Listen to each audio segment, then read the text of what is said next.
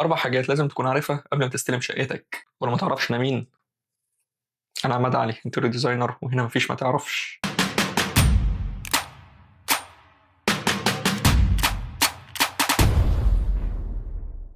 رقم 1 وهي الشهادات والضمانات. عندك شهادة اختبار التغذية في بند السباكة، وده مثال لشهادة بتاع شركة ايجيك، وبيكون فيها كل البيانات زي رقم الشهادة وتاريخ المعاينة واسمك وتليفونك وعنوانك وبيانات تانية. وعندك شهادة ضمان السخانات سواء كانت فوري أو غاز أو كهرباء، وركز قوي لو كان فوري. وعندك كمان شهادة ضمان التكييفات وضمان أي جهاز في شقتك فوتت المهندس إنه يركبه لك. احتفظ بكل شهادات الضمانات والفواتير علشان مهمة. رقم 2 وركز فيها قوي وهي رسومات الأسبلت، ودي بتوضح كل مسارات مواسير السباكة سواء كانت تغذية أو صرف، وكمان مسارات الكهرباء سواء كانت في الأرض أو في الحيطة أو في السقف، وكمان عندك مواسير الفريون وصرف التكييف. خلينا متفقين إن لازم تكون عارف مسار أي شيء مدفون عشان ما تخسرش بعد كده. يعني مثلا لو بتعلق بورتريه او مرايه على الحيطه، تتاكد ان مفيش اي مسار كهرباء موجود في المنطقه دي. ولو انت بتركب اكسسوارات الحمام، اتاكد طبعا ان مفيش اي مواسير سباكه او كهرباء في الجزء ده عشان ما تقولش على نفسك يا رحمن يا رحيم.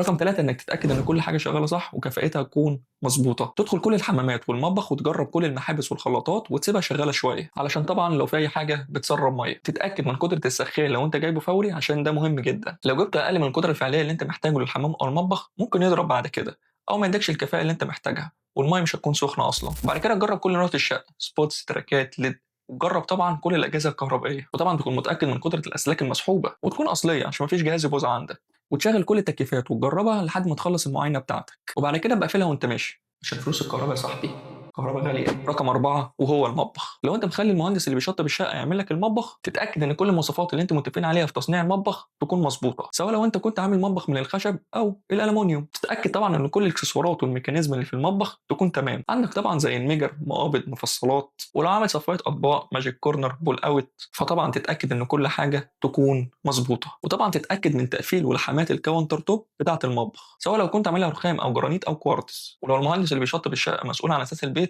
لا ده قصه تانية وعالم تاني محتاج فيديو كده لوحده نتكلم فيه. وهيكون في فيديوهات قريب بشرح لك فيه كل بند ازاي تستلمه بالتفصيل. وعايز اوضح لك حاجه مهمه، انت كعميل لازم كل مرحله في الشقه بتاعتك تروح تستلمها علشان طبعا تكون ضامن ان كل شيء انت عايزه مظبوط، وطبعا ما يحصلش مشكله بينك وبين المهندس في الاخر. وبس كده يكون وصلنا لاخر الفيديو. انا عماد علي انتريور ديزاينر وبعمل فيديوهات علشان افيدك. سلام.